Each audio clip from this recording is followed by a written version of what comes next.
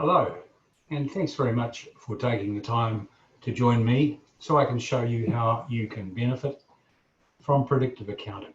I'm Paul Barnaby, and I'm pleased to assist you today. So what is predictive accounting and what makes me so passionate about it? Well, predictive accounting is nothing more or less than doing in the future what we're trained to do in the past. Recording profit and loss, balance sheet, but with one important difference, associated cash flow.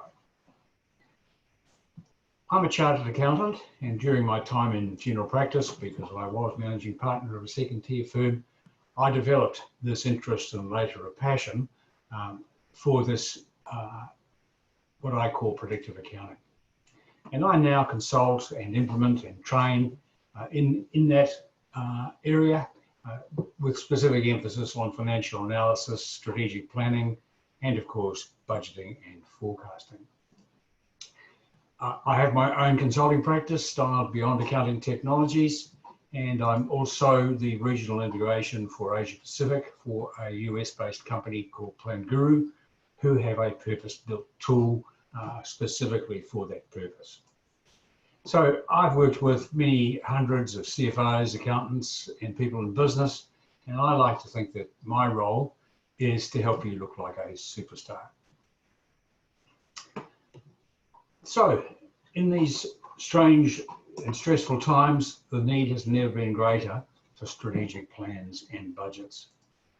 And here's this old saying that if you fail to plan, you plan to fail.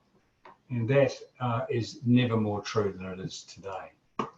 Because businesses who have a plan will be more successful than those who don't.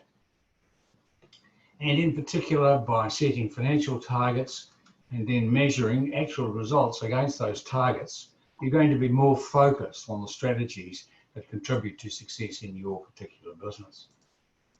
So again, my role is to help you, your client or your company, operate like the big corporates, who of course have done that since time immemorial.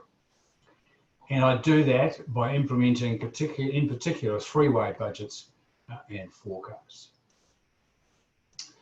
So you need a budget, what do? You reach for Excel or Google Sheets, right? Wrong. The reason it's wrong is that Excel and Google Sheets are great tools, but they were never built for budgeting.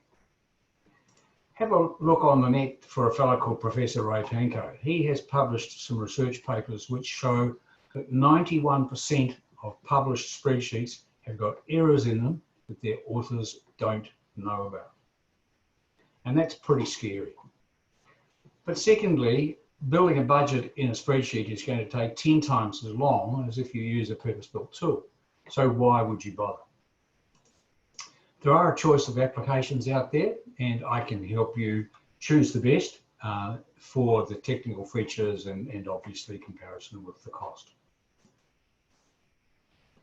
So here's an example of what I'm talking about. Here's a cash flow report prepared in the tool that I use, Plan Guru. And you can see there that in October, November, and December, the tool is forecasting that we'll have a negative cash flow, unfunded in other words, of between 200,000 and 300,000 for those 3 months. And if you look up a little bit further to see the operating cash result, you can see that in October it was negative 673. So without getting into too much detail, with the tool that I use, we were able to adopt strategies that bypassed the need for that excess funding and built a strong surplus later on in the financial year. And here's an example of what your dashboard might look like when you've got these tools in place. And you can see there that it's a mixture of bar graphs, line graphs, pie charts. For example, on the top left-hand corner, we're comparing total revenue budget to actual. Underneath that, we've got net income budget to actual. In the center at the top, we've got the cash flow, current year forecast. And you can see there that the light blue line at the top, the cash at the end of the period, is going to reach a very pleasant 248,000 plus in June. So, having decided that we're going to put together three-way budgets, how do we do it? what are the key aspects of successful budgets? Firstly, they must be three-way: profit and loss, balance sheet, cash flow. Unless you're a startup, you must start with known data, in other words, historic results, and it must be driver-based, not last year plus or minus. When I first learned budgeting, we were told, use last year's results, add or take off a bit for next year, and that's your budget. Well, I now disagree. Sometimes a good guess might be better. You've got to look at what drives the business. Is it the number of transactions? Is it the average transaction value? Is it the number of customers that you've got? Is it the investment in R&D or inventory? Is it the terms you give your customers? These are all drivers and must be used in the preparation of the budget.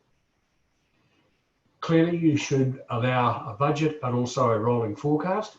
And obviously, you must bring in actuals so that you can compare actuals against budget or forecast in your variance reports. And any other reporting has got to be flexible and user configurable. So you're saying, let's go prepare a budget. And I'd love to show you, but this is simply an introduction to what I do. So I'm going to say thanks very much for looking in. If you've got any questions or comments, I'd be pleased to field them.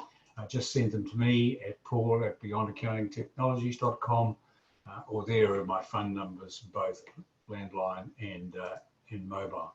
So again, thanks for attending to find out how I can help you in predictive accounting.